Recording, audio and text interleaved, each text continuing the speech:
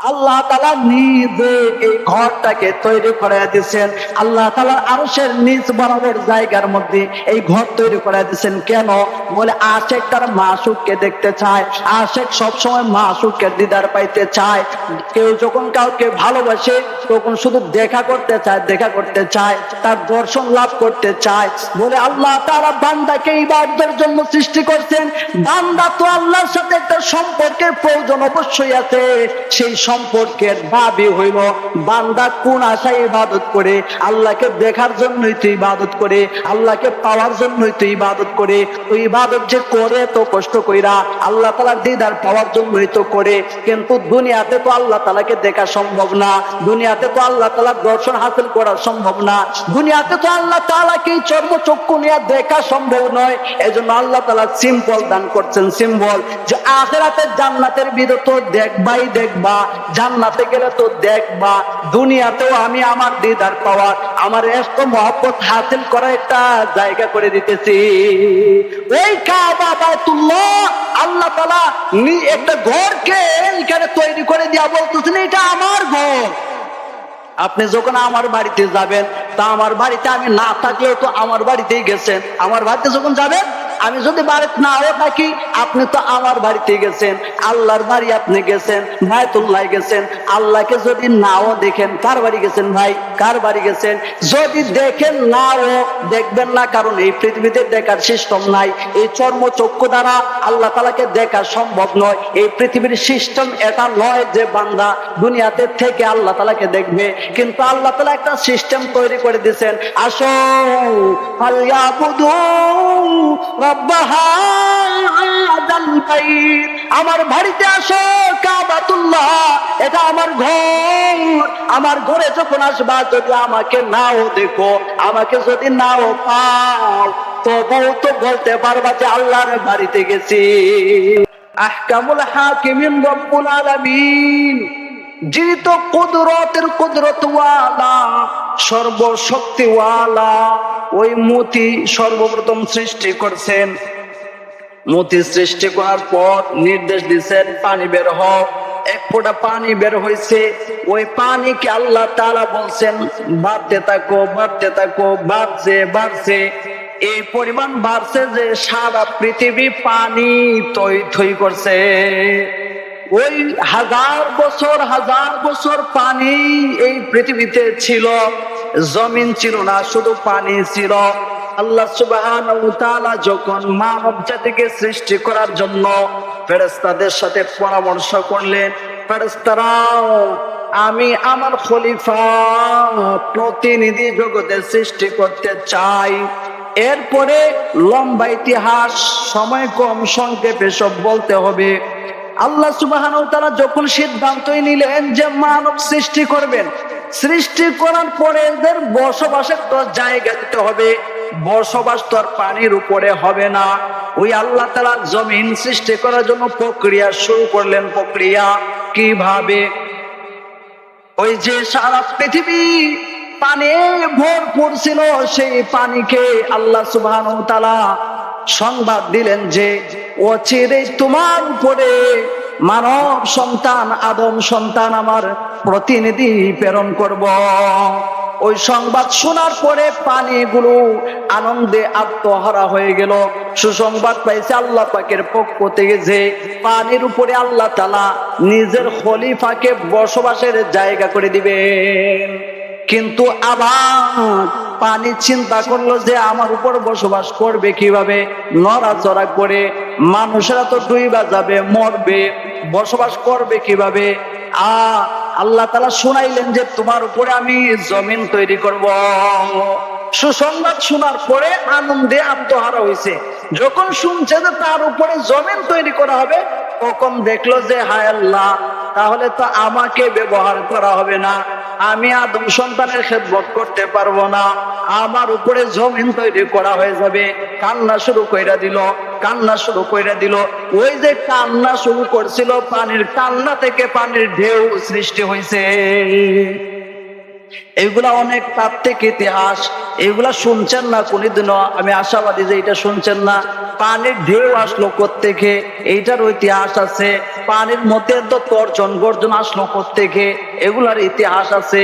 পৃথিবী তৈরি হইলো কোত্থেকে, কিভাবে, কখন সৃষ্টি হয়েছে, কখন শেষ হবে, কোরআন সুন্নাহর ধারক বাহক ছাড়া, কোরআন হাদিসের ইলম ছাড়া পৃথিবীর যারা মাথা মোটা জ্ঞানী আর বিজ্ঞানী আছে, যারা বলে আল্লাহ নাই, যারা বলে পৃথিবী এমনি এমনি হয়ে গেছে, ওই নাস্তিক মোর্তাদেরা এই সমস্ত ইতিহাস বিশ্বাস করে না, জানেও না। ওই পানিকে আল্লাহ তাআলা বললেন যে সমস্যা নাই, তুমি কান্নাকাটি করিও না, কান্নাকাটি করিও না। ওই যে পানির ঢেউ আর তর্জন গর্জন সৃষ্টি হয়েছে, ওটা হলো তার দুঃখ বেদনা। পানির দুঃখ বেদনা এইটা ছিল যে আমার উপরে আদম সন্তান বসবাস করবে না, আল্লাহ পাক জমিন তৈরি করে দিবে। তার কান্না থেকে ঢেউ তৈরি হয়েছিল। আল্লাহ তাআলা সান্ত্বনা দিয়া বললেন যে কান্না করার প্রয়োজন নাই, আমি তোমারও খেদমতের ব্যবস্থা সুযোগ করে দিতেছি। কিভাবে? পানির মধ্যে যে ঢেউ ছিল, ঢেউটাকে আল্লাহ তাআলা আরো প্রকম্পিত কইরা দিলেন, জোরদার কইরা দিলেন, শক্তিশালী কইরা দিলেন। দেখেন যখন ঢেউ খেলে পানির মধ্যে পার ভেঙ্গে চলে যায়, কোনো কিছু থাকলে ওইটা উপড়াইয়া নিয়ে যায়। এই যে শক্তি আছে, আল্লাহ তাআলা এটাকে বাড়াইয়া দিলেন। এইরকম 40,000 বছর পানির মধ্যে শুধু ঢেউ খেলছে, ঢেউ খেলছে। এক সময় এই ঢেউয়ের মধ্যে একটা পানির ফোয়ারা তৈরি হয়েছে। দেখেন যে যখন ঢেউ পাড়ের সাথে বাড়ি খায়, কিছু ফেনা তৈরি হয়, ফেনা, ওইটা ফেনা তৈরি হওয়ার পরে নিজে নিজে আবার নাই হয়ে যায়, বিলীন হয়ে যায়। এইরকম পানি যখন 40,000 বছর ঢেউয়ের উপরে ছিল, ওই ঢেউ থেকে পানির আঘাতে প্রতি আঘাতে বাড়ি খাইয়া একটা ফেনা তৈরি হয়েছে। ওই ফেনাটা মুহূর্তে আবার নিমিষেই নাই হয়ে যায় নাই, ফিনিশ হয়ে যায় নাই। ওই ফেনাটাকে আল্লাহ পাক আরো 40,000 বছর রাখছে।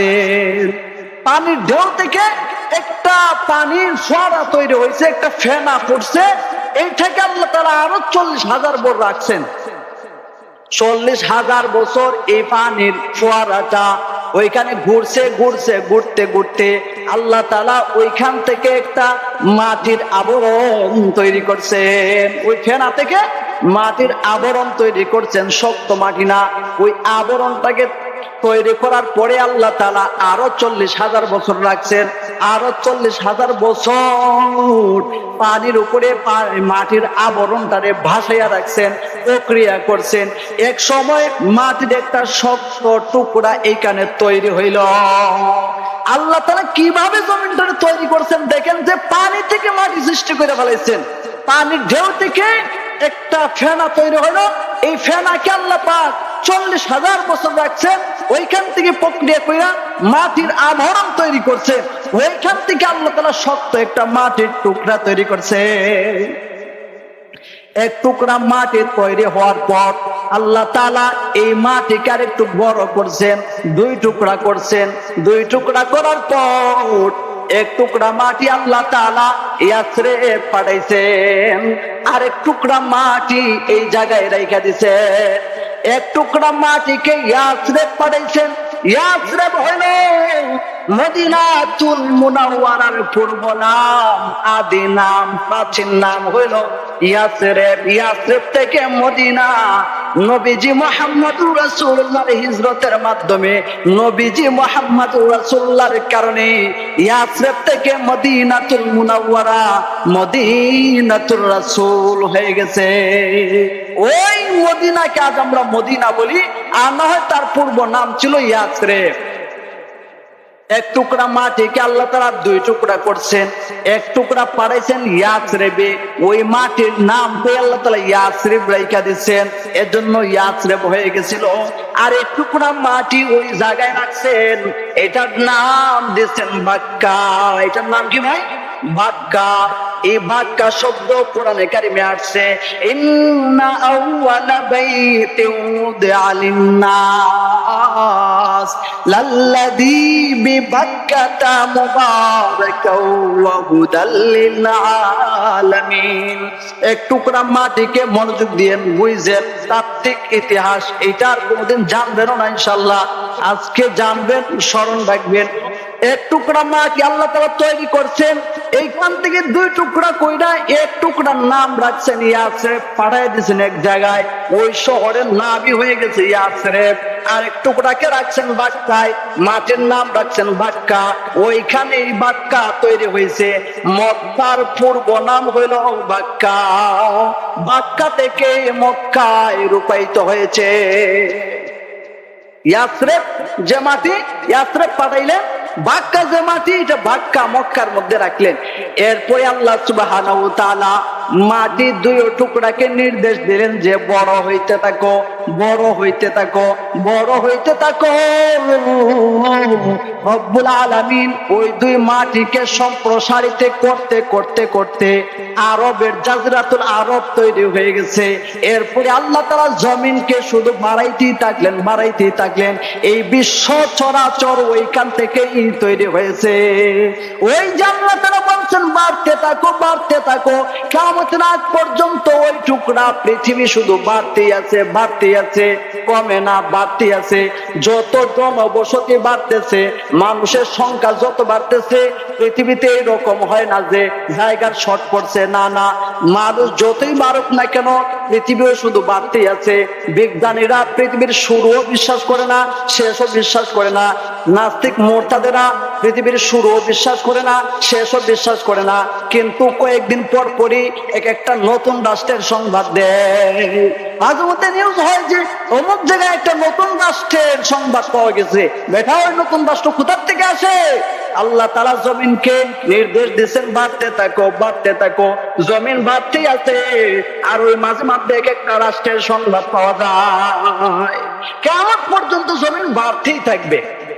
মূল কথা হইল ওই যে আল্লাহ তাআলা এইখানে বাক্কা যে মাটি, যে অংশ তৈরি করছিলেন, এইটা আমার মূল আলোচনা। হজের বিষয়ে আলোচনা করতে হইলে প্রথম বুঝতে হয় বায়তুল্লাহর ইতিহাস কি, কারণ হজ বায়তুল্লাহর সাথে সম্পর্কিত। বায়তুল্লাহ কোথায় থেকে আসলো, কিভাবে আসলো? ওই যে সর্বপ্রথম যে জায়গায় মাটির উৎপত্তি হয়েছে, যে মাটির টুকরা বাক্কা ছিল, ওইখানে পরবর্তীতে আল্লাহ সুবহানাহু ওয়া তাআলা যখন জমিন তৈরি করলেন, জমিন তৈরি করার পরে আল্লাহ সুবহানাহু ওয়া তাআলা ফেরেশতাদেরকে নির্দেশ দিলেন যে যে জায়গায় সর্বপ্রথম মাটি উৎপত্তি হয়েছিল, এই জায়গাটারে চিহ্নিত করো, এই জায়গাটারে আলামত নির্ধারণ করো। ওই আলামত নির্ধারণ করার পরে আল্লাহ সুবহানাহু ওয়া তাআলা ফেরেশতাদের মাধ্যমে সর্বপ্রথম এইখানে একটা ঘর বানাইলেন, যে ঘরটাকে আজকে আমরা মক্কাতুল মুকাররমা বলি। এই ঘর কি জন্য আল্লাহ তাআলা বানায় দিলেন? বলে আল্লাহ সুবহানাহু ওয়া তাআলা আরশে আযীমে সমাসীন। আল্লাহ সুবহানাহু ওয়া তাআলা আহলে সুন্নাত ওয়াল জামাতের আকীদা হইল পৃথিবীর সর্বত্র আল্লাহ তাআলা বিরাজমান, অর্থাৎ আল্লাহ তাআলার ক্ষমতা সব জায়গায় চলে। কিন্তু আল্লাহ সুবহানাহু ওয়া তাআলা আরশে আযীমে সমাসীন। আল্লাহ সুবহানাহু ওয়া তাআলার আরশ যে জায়গার মধ্যে আল্লাহ তাআলা ফিট করে রাখছেন, ওই আরশের ঠিক নিচ বরাবর, ঠিক নিচ বরাবর সপ্তম আসমানে, কোন আসমানে ভাই?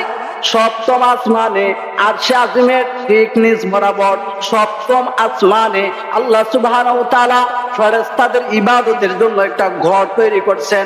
ফেরেশতাদের ইবাদতখানা হিসাবে, ফেরেশতাদের ইবাদতখানা হিসাবে আল্লাহ সুবহানাহু ওয়া তাআলা আল্লাহ তাআলার আরশে আযীমের নিচ বরাবর সোজা নিচে একটা ঘর তৈরি করে দিয়েছেন, যে ঘরটার নাম হইল বায়তুল মামুর।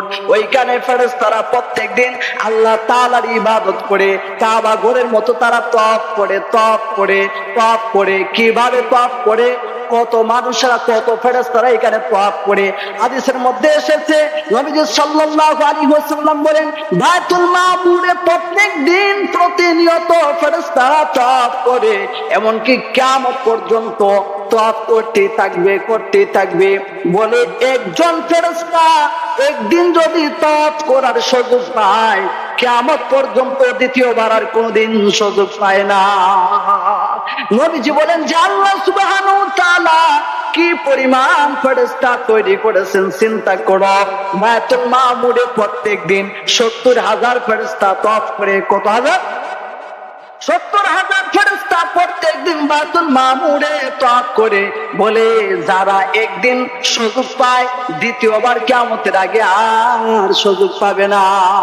তাইলে কি পরিমাণ ফেরেশতা আল্লাহ তাআলা তৈরি করে রাখছেন এই বিশ্ব চরাচর পরিচালনা করার জন্য, মানব দানবকে পরিচালনা করার জন্য, এই আকাশ বাতাস পরিচালনা করার জন্য আল্লাহ তাআলা কত ফেরেশতা তৈরি করে রাখছেন। সবকিছু ফেরেশতাদের মাধ্যমে সঞ্চালিত করা হয়।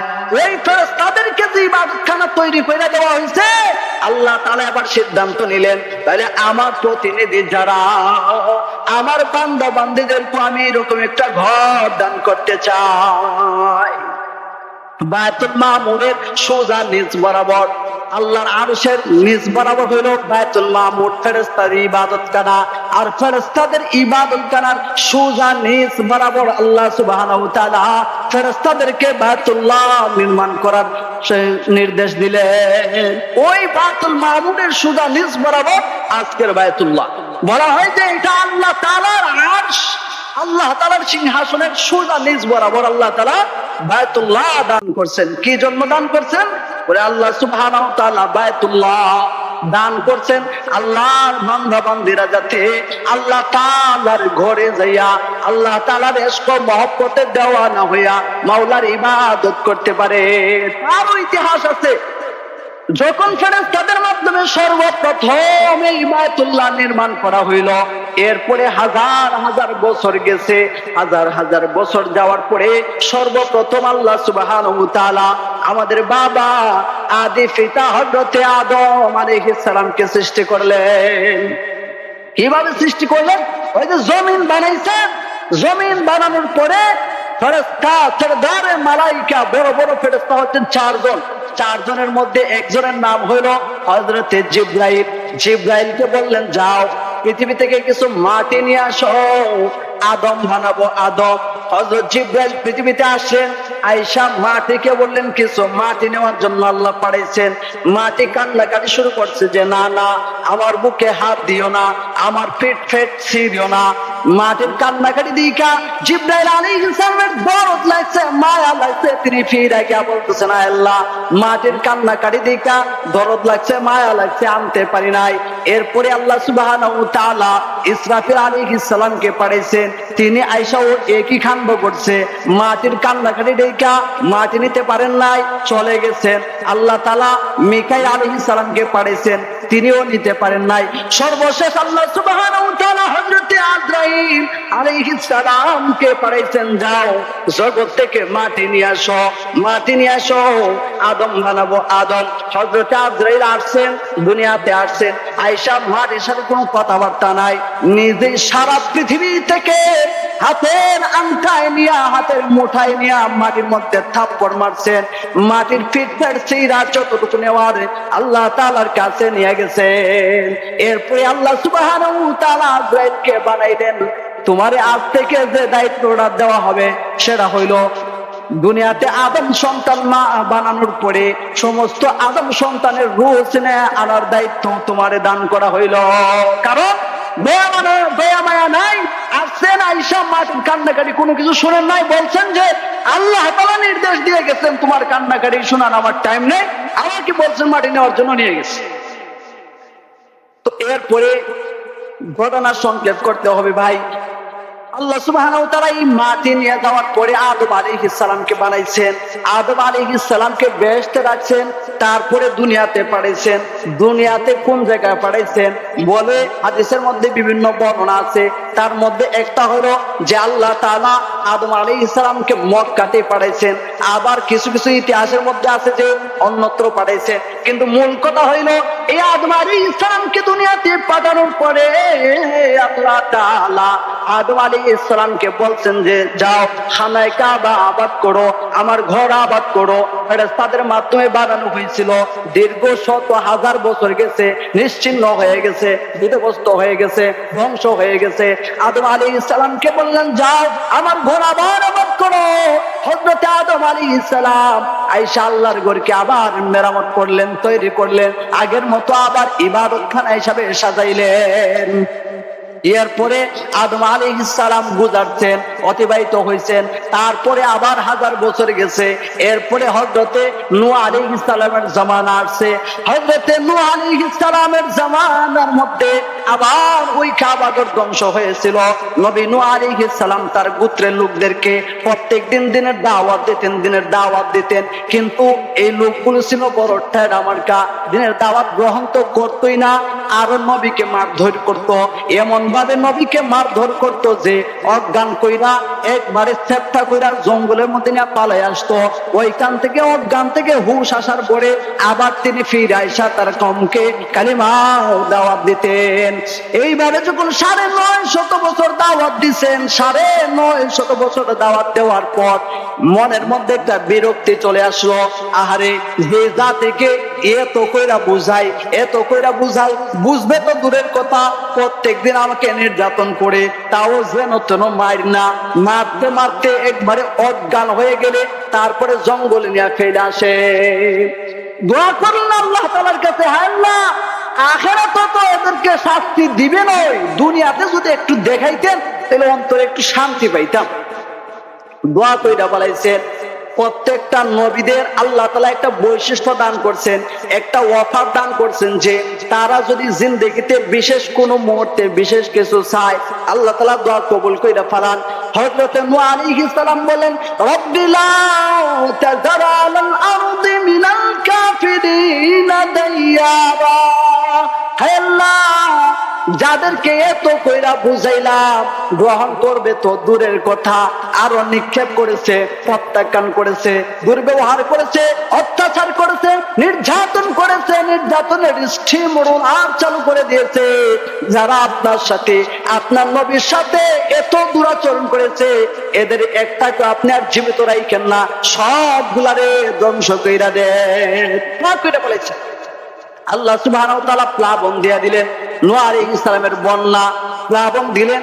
প্লাবনের মাধ্যমে সারা পৃথিবীতে যত কাফের মুশরিক ছিল, যত মাখলুকাত ছিল সব ধ্বংস হয়ে গেছে, নষ্ট হয়ে গেছে, মরে গেছে।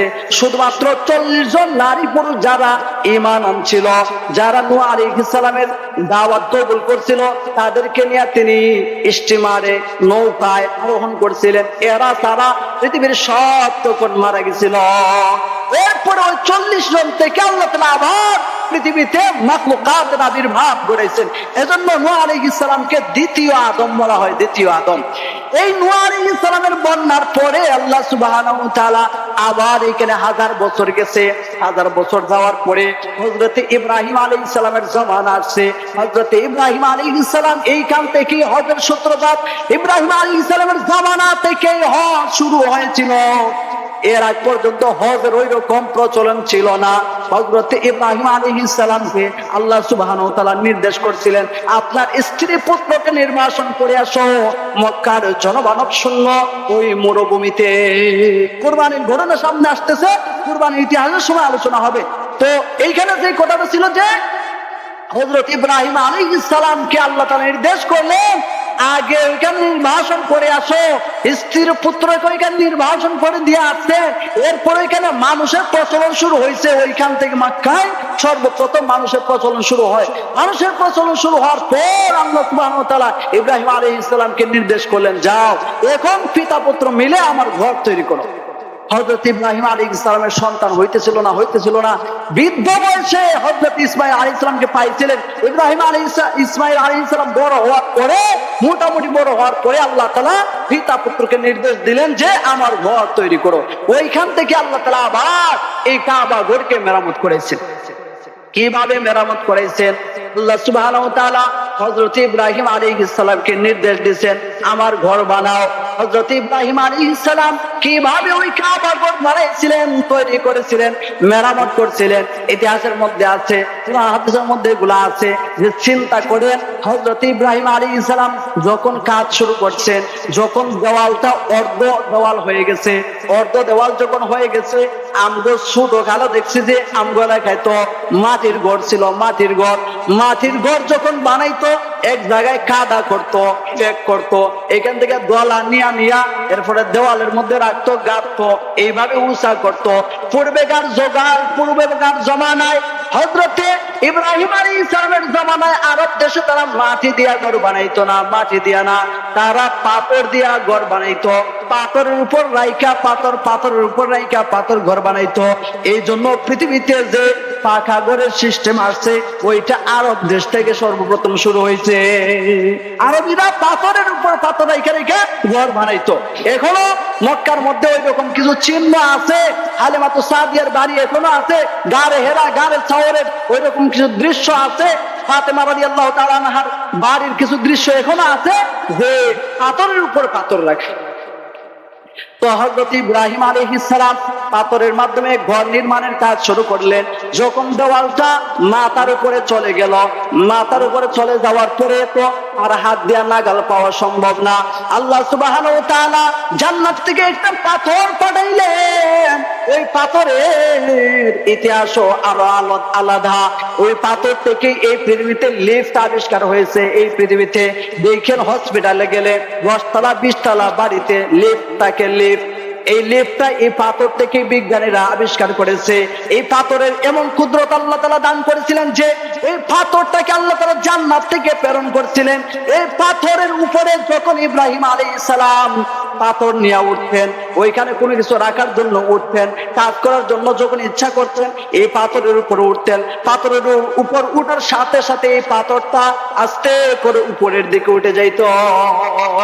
পাথর লিফটের মতো উপরের দিকে উঠতো।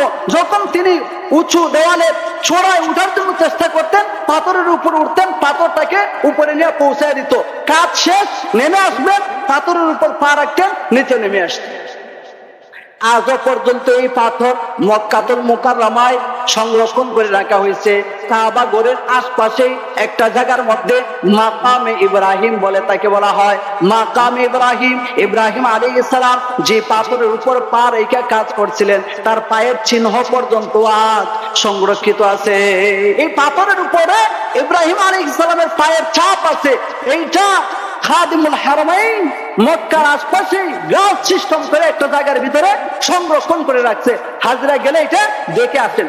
ও এই কাবা ঘরের কাজ যখন শেষ করা হইল, সংক্ষেপে বলতে হয় যে এই কাবা ঘরের কাজ শেষ হওয়ার পর আল্লাহ সুবহানাহু ওয়া তাআলা ইব্রাহিম আলাইহিস সালামকে বললেন যে আযিন ফিন্নাসি বিল হাজ্জি ইয়াতুকা রিজালা।